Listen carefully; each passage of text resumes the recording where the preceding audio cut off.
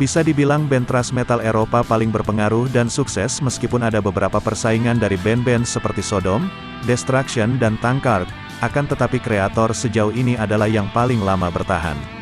Seperti kebanyakan band speed metal Eropa, Kreator menggabungkan inovasi thrash 4 besar seperti Metallica, Megadeth, Anthrax, dan Slayer, dengan citra proto-black metal Venom yang memicunya dengan kecepatan luar biasa seperti Motorhead, dan mengakhirinya dengan pandangan nihilistik khas heavy metal seperti Black Sabbath.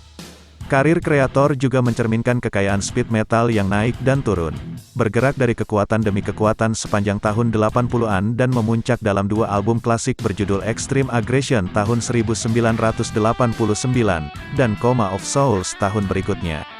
Saat dekade baru melahirkan grunge, Kreator merasa perlu untuk berevolusi dan menghabiskan sebagian besar sisa dekade tersebut dengan melepaskan kolektif mereka dari gas dan menjelajahi berbagai kombinasi suara industri seperti rock gothic dan alternatif yang dihasilkan pada album post-metal tahun 1999 yang berjudul Endorama.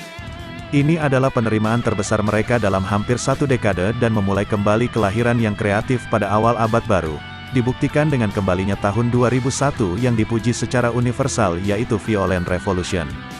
Di abad ke-21 Kreator adalah superstar bersertifikat di seluruh dunia yang melakukan tur sebanyak dan sesering mungkin dengan membawakan rekaman standar seperti Phantom Antichrist 2012 dan Gods of Violence 2017.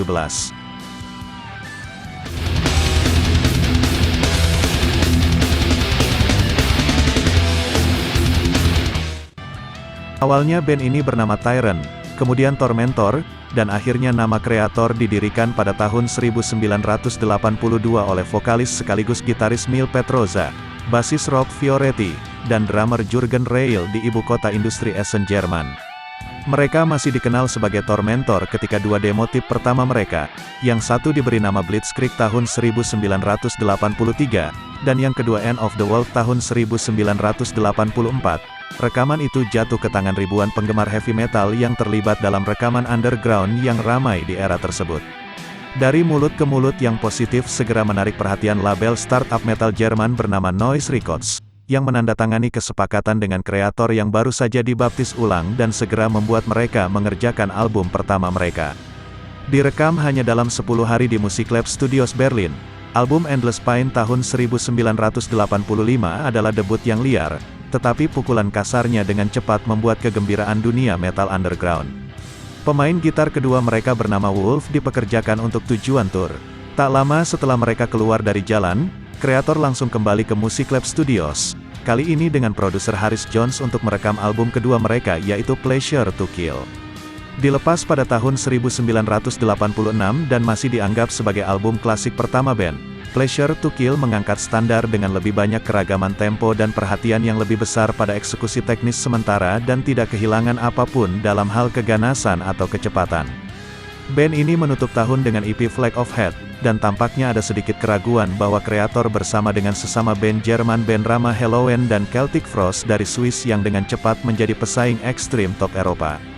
Kemudian direkam di Horus Studios Hannover dengan produser Roy Rowland. Album Terrible Certainty tahun 1987 tidak mengurangi persepsi ini, karena Petroza dan rekan-rekannya sebenarnya memiliki sedikit waktu untuk mengerjakan lagu sebelumnya.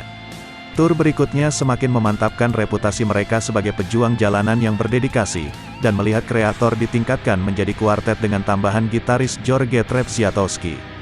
Keuntungan dari konser ini akan membantu membiayai EP lain yang berjudul Out of the Dark Into the Light yang dirilis pada Agustus tahun 1988.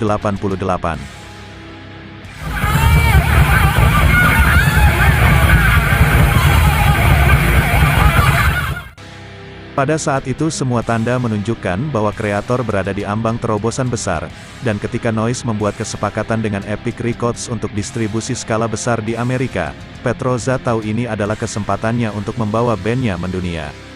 Dengan mengumpulkan semua kreativitasnya dan mengasah penulisan lagunya, dia memimpin Kreator ke Music Grinder Studios di Los Angeles dan membawa produser terkenal Randy Bourne untuk membimbing mereka ke tengara thrash metal lain dengan album tahun 1989 berjudul Extreme Aggression.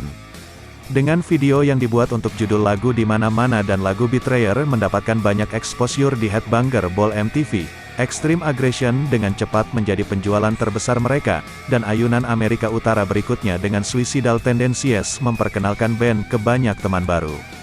Band ini mencari untuk memanfaatkan momentum, Noise membawa mereka kembali ke studio untuk menyiapkan upaya berikutnya yaitu Coma of Souls, yang dirilis pada Oktober tahun 1990. Sayangnya, LP yang dibuat dengan tergesa-gesa jelas mengalami kondisi yang kurang menguntungkan saat dibuat, dan tampak terlalu mirip dengan album sebelumnya.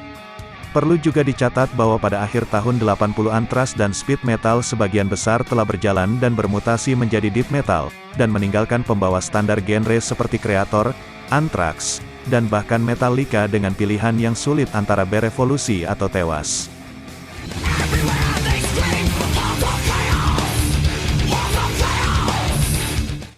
Dirilis pada tahun 1992, album Renwo tampaknya menjawab pertanyaan itu dengan langsung menemui sumbernya untuk meminta bantuan. Kreator mencari produser terkenal bernama Tom Morris di Morrison Studios untuk membantu mereka mempelajari lebih dalam template death metal. Membuktikan betapa waspadanya studio terhadap tren saat ini, pembaruan juga datang dengan teknik industrial metal, sesuatu yang tidak cocok dengan Kreator dan kemudian disalahkan atas penampilan album yang mengecewakan. Komitmen tur yang sangat melelahkan yang diikuti membawa band ini ke Amerika Selatan, tetapi membuat mereka kelelahan secara fisik dan kreatif yang mendorong Petroza untuk mengumumkan istirahat yang berlarut-larut untuk memulihkan diri. Hebatnya keheningan Kreator hanya terpecahkan 3 tahun kemudian dengan dirilisnya album Cause for Conflict tahun 1995 yang agak kembali ke dasar band. Hampir tidak sukses comeback, album ini menemukan Kreator bingung dan tidak terinspirasi atau putus asa dengan keluar dari sentuhan dengan tren metal ekstrim yang berkuasa pada hari itu, dan pasti trauma dengan kepergian Fioretti dan Ventor. Akhirnya mereka digantikan oleh basis Christian Gisler dan drummer Jo Cangelosi. Menambah penghinaan terhadap cedera, Noise Records memilih saat yang tepat ini untuk merilis set skenario kekerasan dan kumpulan rekaman live dan remix hits lama yang tampaknya menyatakan prospek masa depan Kreator.